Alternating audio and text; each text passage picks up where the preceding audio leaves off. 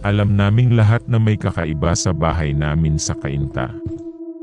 Halos lahat sa pamilya, pati na rin ang mga kaklase namin at kapitbahay, ay may kanya-kanyang kwento tungkol sa mga di maipaliwanag na pangyayari. Ang maganda lang, kahit lumala ang nakawan sa lugar namin, ni minsan hindi kami nanakawan. Parang may pumoprotekta. At dahil na rin sa mga naranasan namin, tumaas ang tolerance ko sa mga nakakatakot na bagay.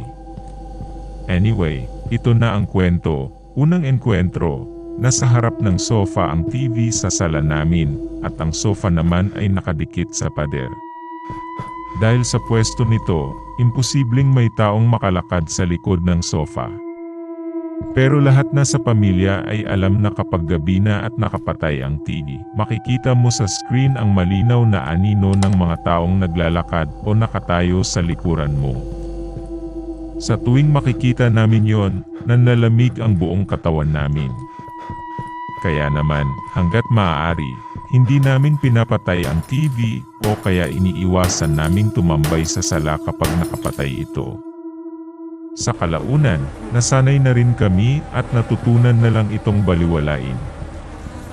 Pangalawang engkwentro, noong high school ako, maswerte kaming nagkaroon ng personal na computer sa bahay. Kaya doon kami ng mga kaklase ko nagkikita para gumawa ng school projects. Isang beses, ginabi kami sa paggawa ng project at nagmamadali nang umuwi ang isa kong kaklase dahil baka pagalitan siya.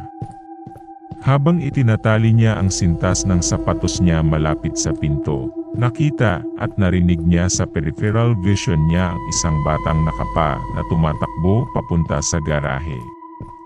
Akala niya, kapatid ko yon. Pero ang garahe namin ay may isang labasan lang, ang main gate nakita mula sa kinaroroonan niya. Hinanap niya ang kapatid ko, pero nang palabas na siya, narinig namin ang boses nito mula sa loob ng bahay. Bigla siyang natakot at mula noon, hindi na siya pumayag na doon paulit gawin ang projects namin. Isa pang insidente, may naka-install kaming water purifier sa dirty kitchen. Kapag pinupuno ko ang mga galon ng tubig, mabagal ang daloy kaya madalas, naghihintay ako sa likod bahay habang nanonood ng AC. Isang gabi, naalala ko pa, linggo noon at walang magandang palabas kaya napapanood ko ang kasal nina Tonton at Glidel sa Channel 2. Dahil commercial break, medyo naiinip ako kaya napayuko ako, nakapatong ang baba ko sa tuhod ko at nakapikit sandali. Habang nasa ganoong posisyon, bigla kong narinig at naramdaman ang tunog ng yapak ng isang taong mabilis na tumakbo mula kaliwa papunta sa kanan. Napatingin ako agad, akala ko may kasama ako, pero wala namang tao. Minsan, habang natutulog ako sa bunk bed, nasa bottom bunk ako, nagigising ako dahil parang may tumalon mula sa itaas at lumapag sa tapat ng kama ko na nakayapak. Pero kapag sinisilip ko, wala namang tao at tulog na tulog ang kapatid ko sa itaas. Pangatlong engkwentro, may arko ang pasukan papunta sa kusina namin na naghihiwalay sa hapagkainan at sa kusina mismo. Kapag nakaupo ka sa sala, makikita mo ang arko sa kaliwa mo.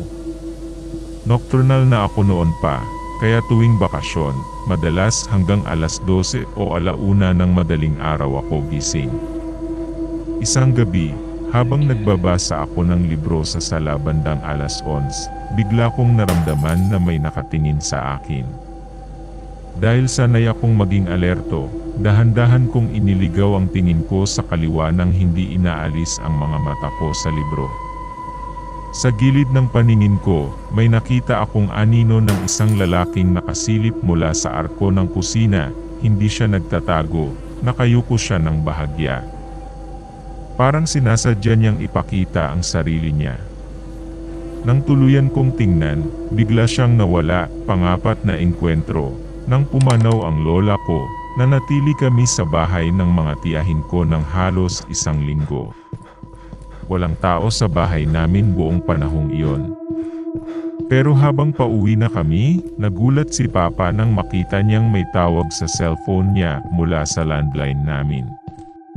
Alam naming lahat na walang tao sa bahay, kaya sobrang nakakapangilabot.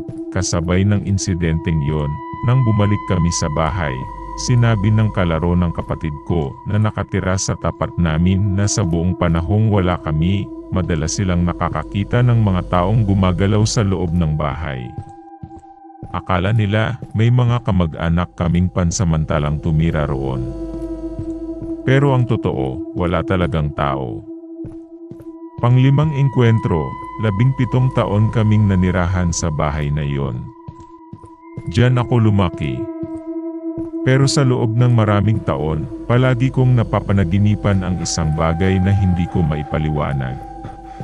Sa panaginip ko, naglalakad ako sa kalsada namin sa 10 oras ng gabi. Maya-maya, may makikita akong isang babaeng nakaitim. Natatakot ako at patakbo akong babalik sa bahay namin. Pero susundan niya ako hanggang sa likod bahay, sa may labahan. Doon ako magtatago sa ilalim ng sementong mesa, pero bigla kong marirealize na isa pala itong portal para sa mga espiritu. Mahihigop ako sa portal, at saka ako magigising. Paulit-ulit itong nangyari sa akin sa loob ng maraming taon, marami pang ibang kwento. Pero ito ang mga hindi malilimutan naming magkakapatid.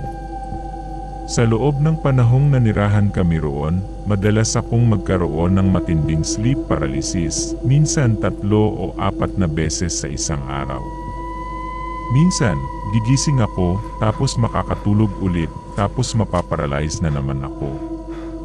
Magpapatuloy ito hanggang sa ako na mismo ang magsawa at bumangon na lang. Normal na rin sa amin ang nakakakita ng mga aninong tumatakbo sa gilid ng paningin namin. May hallway din sa bahay na yon na sa tuwing dadaan ako, pakiramdam ko may nakatingin sa akin. Buti na lang, naibenta namin ang bahay. At mula nang lumipat kami, hindi na namin naranasan ang kahit ano sa mga yon.